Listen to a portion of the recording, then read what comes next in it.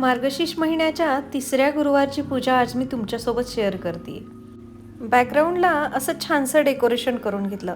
हा मुखवटा मी मागच्या वर्षी बनवला होता. याचा व्हिडिओ तुम्ही बघितलाच असेल. नसेल बघितला तर खाली एक त्रिकोण आहे बघा.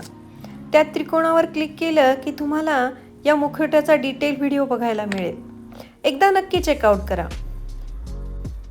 आज देवीला मी सगळे मोत्याचे अलंकार घालण्याचा प्रयत्न केला आहे. तशी या पूजेची मांडणी अगदी साधीच असते, पण मला अशा पूजा छान आणि सुंदर मांडायला खूप आवडतात. देवीला सजवायला, त्यांचा शृंगार करायलाही खूप आवडतं. त्यामुळे मी नेहमी अशाच प्रकारे पूजा मांडत असते. पूजेतल्या बऱ्याचशा गोष्टी हँडमेड आहेत.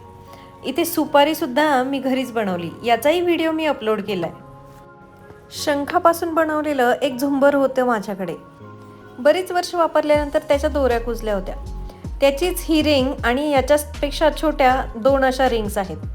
त्याच मी थोड्याशा डेकोरेट करून अशा प्रकारे पूजेमध्ये किंवा डेकोरेशनसाठी यूज करत असते.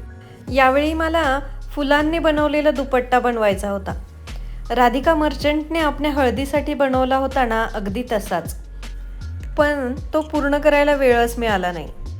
पुढच्या पूजेच्या वेळी तो नक्की कंप्लीट करेल. माता लक्ष्मीला आवडणाऱ्या कवड्यांची सुद्धा इथे पूजा केली.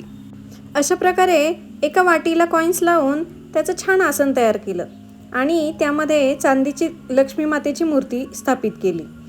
याचा डिटेल व्हिडिओ पण आपल्या चॅनलवर आहे. 5 प्रकारची फळं ठेवून घेतली.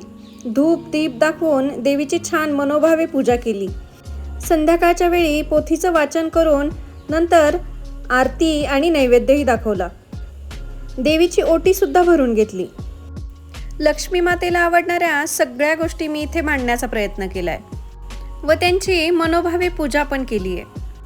कशी वाटली माझी आजची पूजा कमेंट करून नक्की सांगा. अशाच प्रकारच्या पूजा माझ्या चॅनलवर अजूनही आहेत, त्याही तुम्ही चेकआउट करू शकता. प्रत्येक गुरुवारी काहीतरी नवीन करण्याचा माझा प्रयत्न असतो.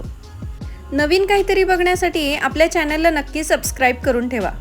आजचा व्हिडिओ आवडल्यास लाईक, शेअर आणि कमेंट करायला विसरू नका.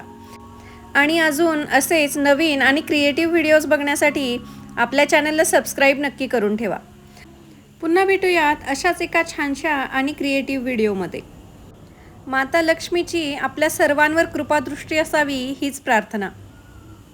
पुन्हा भेटूयात. तोपर्यंत बाय.